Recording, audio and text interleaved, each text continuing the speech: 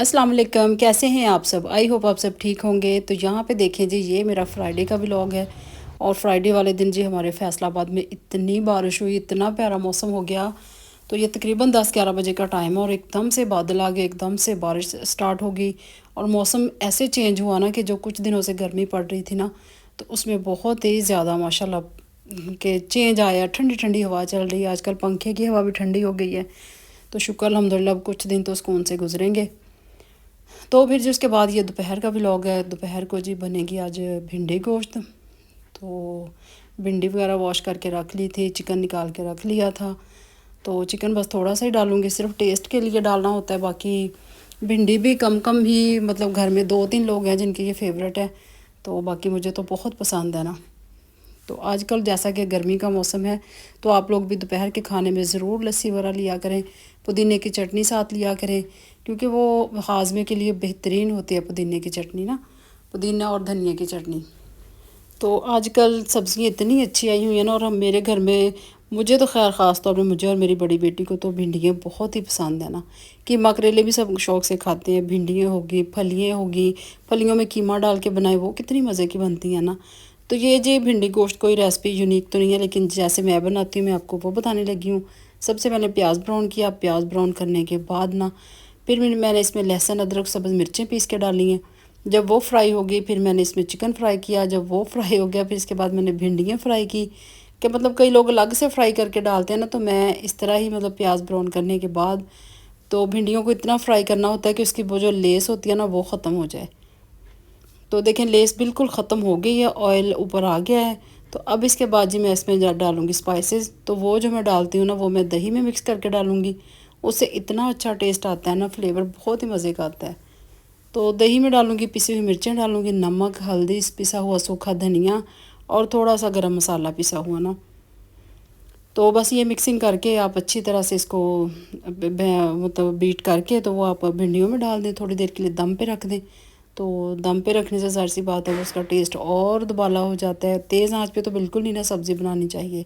तो मैंने देखिए जी थोड़ी सी कुटी मिर्चें डाली हैं, थोड़ी सी पिसी डाली हैं, हल्दी वगैरह, सूखा धनिया, और इनकी मिक्सिंग करने के बाद तो मैंने ये रख दिया जी, रख दिया नहीं मतलब वो डाल दिया सालन में। तो बस फिर जी फटाफट से मैंने दम पे रखने के बाद आटा वगैरह गूंदा, किचन साफ़ किया, और बस जी मेरा तो दिन इसी तरह गुजरता है। दोपहर का खाना 2 बजे हमारे रेडी होना होता है ना, क्योंकि वही मेरे हस्बैंड का नाश्ता होता है, वही उनका लंच होता है। तो इसीलिए फिर मैंने दोपहर को लाजमी बनाना होता है। तो बस हम लोग भी फिर उसी टाइम ज़्यादा मज़े से खाते हैं। और मैं कहती गर्मियों में मज़ा भी दोपहर को ही आता है खाना खाने का ना। तो बस ये देखिए मैंने दही में अच्छी तरह मिक्सिंग करने के बाद ये अच्छी तरह से सब्ज़ी में डाल दिया मैंने। फिर इसको मैं रखूँगी दम पे, और 10-15 मिनट दम पे रहने के बाद फिर बस ये हमारा सालन रेडी हो जाएगा। और मज़े के साथ ये देसी घी की रोटी होगी, साथ साथ लस्सी होगी, साथ सैलड होगा, पुदीने की चटनी होगी। और आप यकीन करें इतना मज़ा आता है ना, इतना मज़े की लगती है ना ये चीज़ें। और लस्सी तो फिर मैं इतनी ज़्यादा बना लेती हूँ ना, मैं शाम तक पीती रहती हूँ इतनी मुझे पसंद है गर्मियों में लस्सी।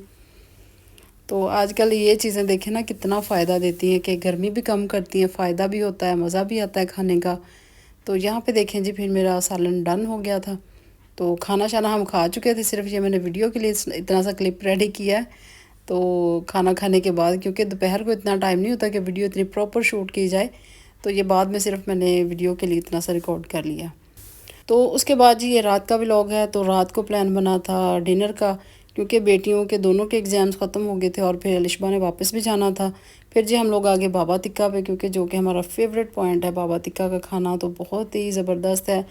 जैसा कि मैंने बताया पिछले दिनों बहुत ही ज़्यादा तबीयत सबकी अपसेट थी, तो बिल्कुल कुछ इतना खाया ही नहीं गया। और ये भी खाना वैसे अभी हमारे लिए ठीक नहीं है, लेकिन फिर भी चलें, बच्चों की खुशी के लिए आना पड़ा कि चलें अब थोड़ी तबीयत बेहतर है, तो चले थोड़ी इन्जॉयमेंट भी हो जाएगी। रमज़ान से पहले के हम लोग निकले हुए हैं, कि मतलब आए नहीं, रमज़ान में तो बिल्कुल नहीं आया जाता, फिर उसके बाद ईद के बाद भी नहीं आए, इतने बिज़ी हो गए बस।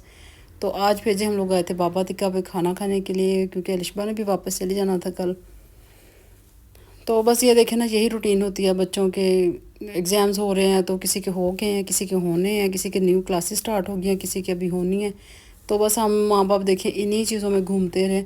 घूमते रहते हैं और इन्हीं चीज़ों में हमारी ज़िंदगी बसर हो जाती है। तो बस अल्लाह ताला जी बच्चों को कामयाब करे, सब बच्चों को कामयाब करे और इनको वो मकाम दे, वो तरक्की दे जो कि हर माँ बाप की ख्वाहिश होती है, हर बच्चों की ख्वाहिश होती है। अल्लाह ताला उनको वो मकाम दे, वो उनको इज़्ज़त दे माशरे में और ये अपने मुल्क के लिए, अपने माँ बाप के लिए, अपने घर के लिए कुछ कर सकें। आमीन। और ये जी फिर जी सुबह को, क्योंकि मेरी आदत में बाबा टिक्का से वो जो पराठे होते हैं ना, तो वो भी हम लोग पैक करवा लेते हैं। अगर ना भी बचे ना तो मैं एक्स्ट्रा 2 पैक करवा लेती हूँ। ये जी मेरा नाश्ता है। ये देखें ना, क्योंकि रात का भी डिनर किया ही होता है डिनर, साथ ही मुझे सुबह की फ़िक्र बढ़ जाती है तो मैं पराठे ज़रूर लेती हूँ। इतना मज़ा आता है ना ये पराठे खाने का। आप इसको तवे पे दोबारा गर्म करें, साथ चाय बनाएं, तो मैं कहती हूँ साथ अचार लें, इतना मज़े का नाश्ता बनता है ना। और ये पराठे जो होते हैं ना, तंदूरी पराठे, इसकी तो क्या ही बात है। तो आजकल जी मैं शादियों में मसरूफ़ हूँ, तो वो भी मैं आपके साथ शेयर करूँगी। तो अभी मतलब मेहंदी का आपने व्लॉग देखा है, तो अभी मैं आपको वलीमे का दिखाऊंगी। फिर उसके बाद जी मेरे कज़न के बेटे की शादी है, कज़न की बेटे की, वो भी दिखाऊंगी। व्लॉग अच्छा है लाइक करें, न्यू है सब्सक्राइब करें, दोस्तों में शेयर करें। अच्छा लगा तो ज़रूर बताइएगा। अल्लाह हाफिज़, बाय बाय।